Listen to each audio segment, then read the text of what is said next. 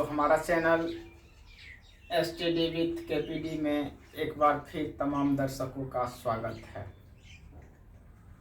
आज का टॉपिक लेकर के आए हैं मात्राएं, यानी हिंदी वर्णमाला में जितने भी स्वर हैं उनकी अपनी एक चिन्ह है। जो ये चिन्ह व्यंजन वर्णों के साथ मिलकर के स्वर वर्ण अपना आवाज व्यंजन वर्णों के साथ मिला देता है, जिसे शब्दों का निर्माण होता है।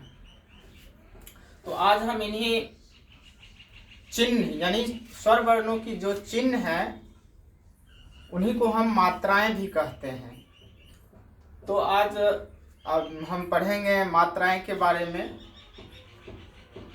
हम पिछले वीडियो में चर्चा भी कर चुके हैं कि हम मात्राएं के बारे में बताएंगे ताकि स्वर संधि की जो अगला भेद हम पढ़ाएंगे यन और आयादी, उसमें विशेष रूप से मात्राओं का प्रयोग होगा। तो इसलिए हम सोचे कि पहले मात्राएं के बारे में चर्चा कर लेते हैं एक बार।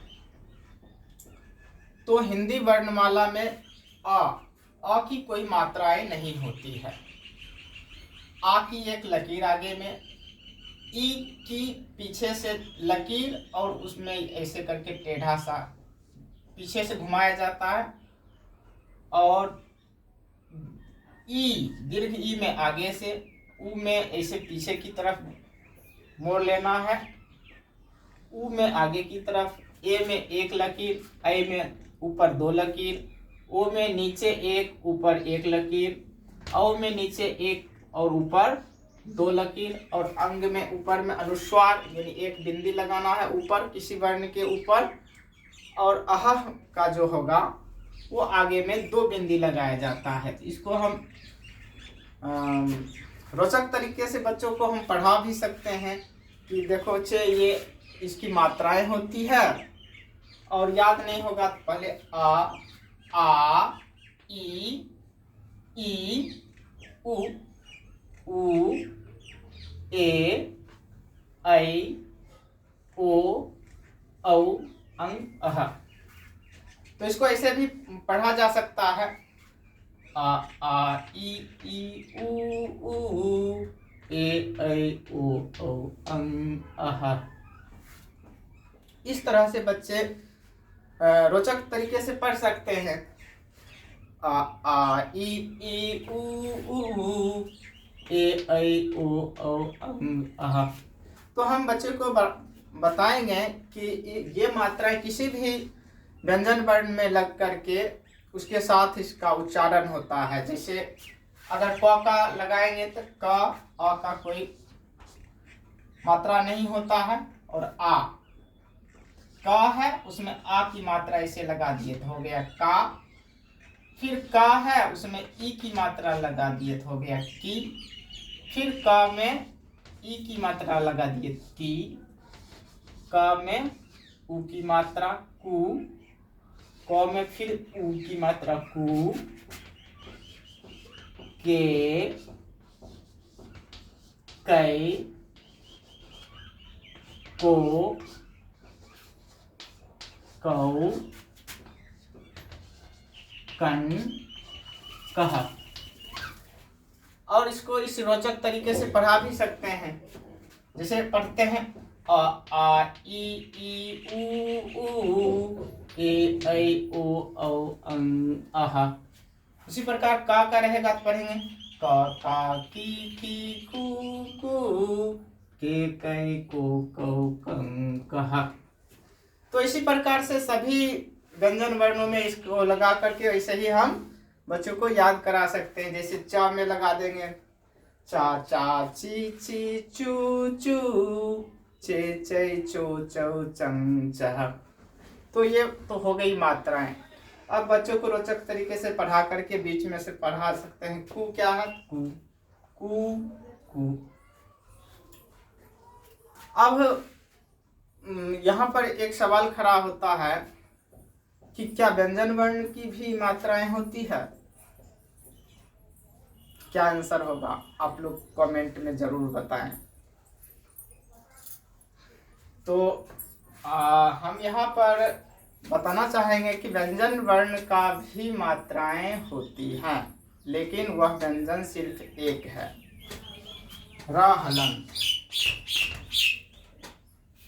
र हलंत का भी अपना मात्राएं होता है, अपना चिन्ह होता है, जो किसी वर्ण के ऊपर लग जाता है। जैसे क है, क के ऊपर रेफ, इसको रेफ भी कहा जाता है। ये रेफ का मतलब ये र हलंत है। लेकिन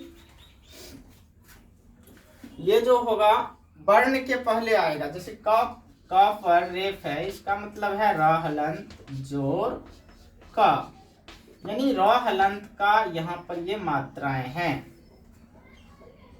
तो इसको जैसे लिखते हैं गर्म, ग म पर रेफ, गर्म। इसका मतलब है ये र की मात्राएं लगा हुआ है, ग र हलंत जोर म, गर्म। तो ये र की मात्राएं होती है। लेकिन कभी कभी कंफ्यूज कर जाते हैं लोग कि क्या किसी चीज में ऐसे तिरछी लाइन खींच दिया जाता है, जैसे प में तिरछी लाइन खींच दिए तो ये प्र हो गया। क्या ये तिरछी लाइन भी र की मात्राएं हैं? तो आंसर होगा नहीं, ये र की मात्राएं नहीं है। र की मात्राएं सिर्फ रेफ होती है, रेफ। तो फिर वो क्या है?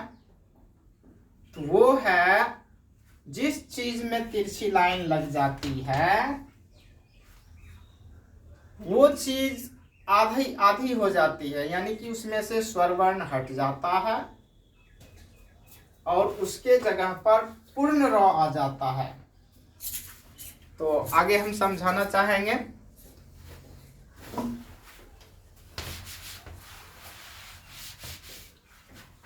जैसे है यहाँ पर प, इसमें तिरछी लाइन खींच दिए, ये हो गया प्र, यानी कि ये हो गया प हलंत, यानी प में से स्वरवर्ण हट गया और उसके बाद पूरा र आ गया। अगर इसको और आगे विस्तृत करेंगे तो र हलंत जोर अ हो जाएगा।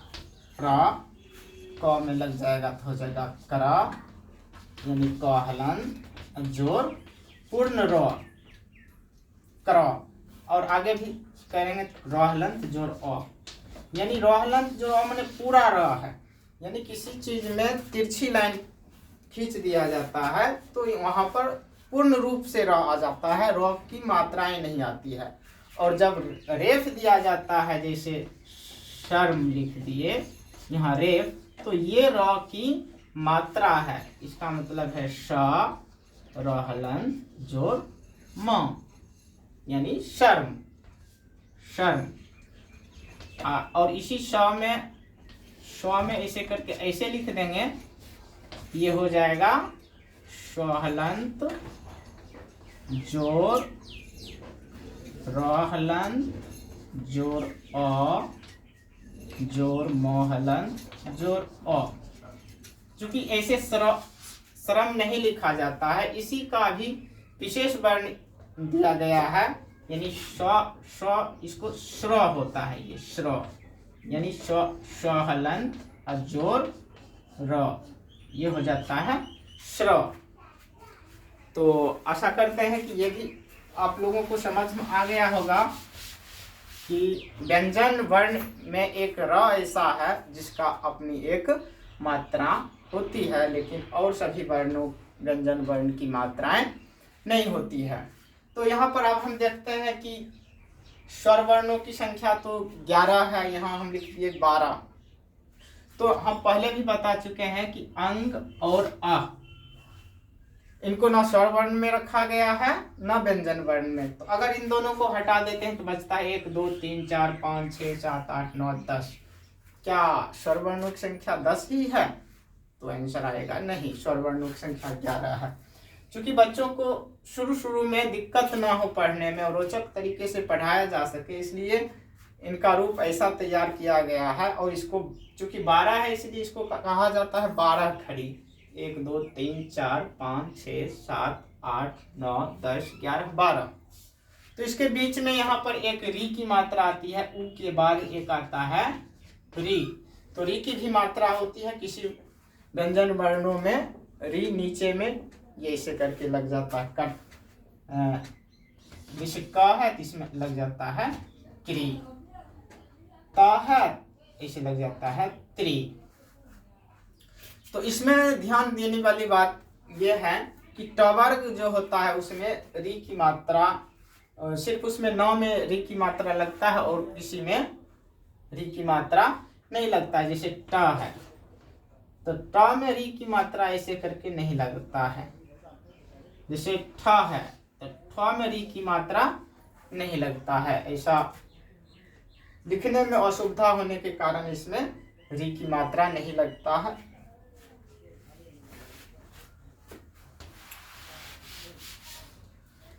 तो इस प्रकार से हम जान गए कि मात्राएं कितनी हैं। तो मात्राएं कितनी हैं, स्वरवर्णों की 11 मात्राएं और अंक अब मिला करके हो गया 11 2 13 मात्राएं और एक मात्राएं रॉ की भी होती है। तो इस प्रकार मात्राओं की संख्या हो गई 13 और 1 14। तो हाँ, आई होप आशा करते हैं कि आप लोगों की मात्राएं समझ में आई होगी। अगर अच्छी लगी हो तो हमारे चैनल को लाइक एवं सब्सक्राइब करें